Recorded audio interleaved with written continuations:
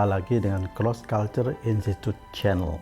Tadi malam saya pergi ke Bandara Soekarno-Hatta menjemput anak saya yang pulang dari Jepang, yang datang dari Jepang. Lalu sambil menunggu kedatangan beliau, saya kemudian pikiran saya kemudian melayang-layang dan sampailah kepada sebuah nama, yaitu Habib Rizik Syihab. Saya tidak pro atau anti.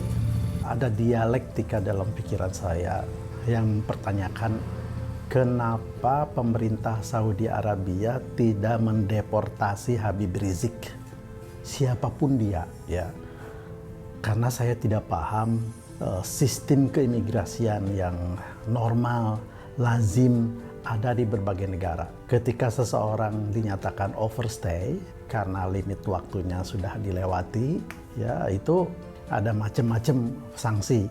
Seperti orang Indonesia, seperti di Indonesia kalau dia overstay itu didenda setiap harinya sekian ratus ribu atau sekian juta, ya, sampai pada limit tertentu ya harus kembali dideportasi.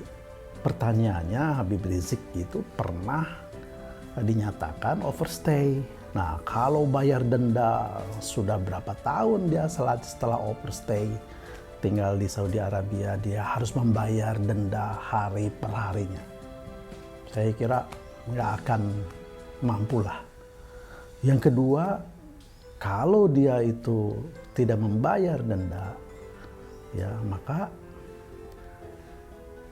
bisa dia dipenjara, ya, karena melanggar aturan hukum setempat, atau di ujungnya dideportasi, dikembalikan kepada negara di mana dia berasal. Ini saya tidak mengerti. Visa apa yang dipakai? Diplomasi bukan, kebudayaan bukan, ibadah bukan, ya, bisnis tidak, ya. Jadi quote and quote ini saya bertanya, ini tentu ada something wrong.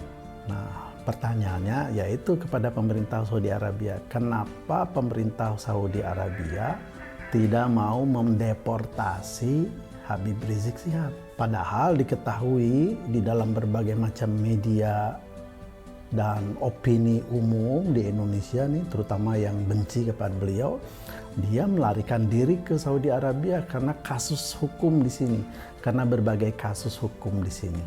Bahkan pernah ada utusan dari pemerintah untuk mencari keberadaan Habib Rizik dan lain sebagainya itu. Tapi pertanyaannya, kenapa tidak dideportasi? Luar biasa ini seorang Habib Rizik ini.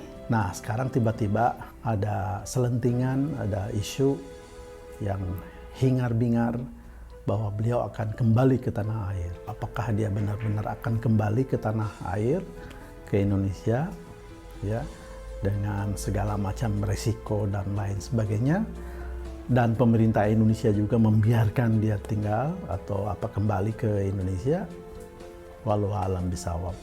Tapi quote and quote, ya, bahwa ini ada masalah. Ini bukan masalah biasa. Ini ada konspirasi. Jadi kesimpulannya, Habib Rizik menjadi sebesar ini karena ulah negara.